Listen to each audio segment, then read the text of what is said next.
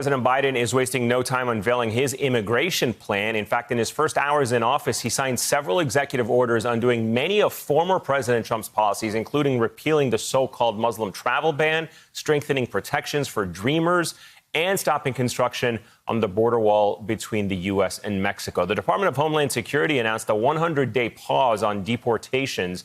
That goes into effect tomorrow. And Biden introduced legislation to offer legal status and a pathway to citizenship for an estimated 11 million undocumented immigrants. Joining us now for more on all of this is Caitlin Dickerson, staff writer at The Atlantic. Caitlin, great to have you with us. Tell us more about the pathway to citizenship. How will that work? That has been one of the challenging points in previous administrations in getting any legislation passed through Congress. It has, you're right. And the pathway to citizenship is probably the biggest. It is, in fact, the headline, right, of the legislation that President Biden introduced yesterday. And what it is basically an opportunity for the estimated 11 million undocumented immigrants living in the United States to legalize. It requires them to apply to first spend a few years working toward a green card. And then if they pass criminal background checks, if they demonstrated a knowledge of the English language, to eventually be able to become citizens, which is a very significant change, one that has, as you pointed out, made prior attempts at comprehensive immigration reform very complicated because there has been a lot of opposition to it in the past. But I think that, if by showing us on his first day that President-elect or President Biden at this point plans to hit the ground running with that Democratic control of Congress, I think he's going to give it his best shot, and that in these next couple of years, there's a decent chance. This is an opening argument. What we've been able to see so far. And the legalization. Oh, sorry. Go ahead. I was just going to say to that point really quickly, because he is going further than previous attempts at comprehensive immigration reform. You posted on Twitter that this is a big departure from the Obama administration's immigration plan. I was curious for you to explain that difference for us.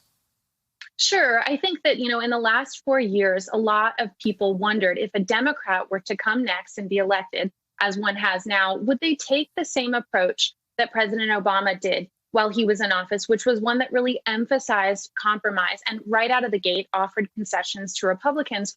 Or would they, arguably act more like President Trump, have a clear objective from the very beginning and not throw a lot of concessions out right away, really try to make the other side meet them where they were? And I think that you see President Biden taking that other tack, because it didn't work when President Obama was in office. That attempt at compromise really just ended up in basically getting stuck and not really getting anywhere. And I think that, Democrats know, the Democratic Party knows that they're under a lot of pressure to get reforms through, and that it's going to be really harmful for them as a party if in the next 4 years, President Biden can't get that done. Very quickly, let me ask you about Dreamers. Should Dreamers be hopeful that their status in this country would change after the 4 years that we just had with President Trump?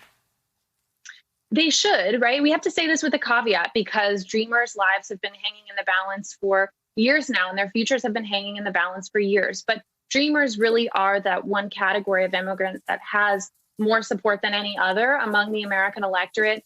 It's really kind of unarguable at this point that there's an incredible support for allowing Dreamers to get full legal status. And so I think actually what you see is people who are advocating on behalf of Dreamers to use that, to leverage that power and leverage that support to say, we don't want to leave other immigrants behind. We don't want to leave our parents behind. We don't want to leave others just because they came to the United States as adults. So I think Dreamers probably are feeling, pretty good, but want to go even further.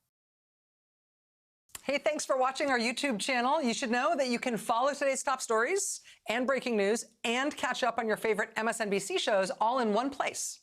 Download the NBC News app today.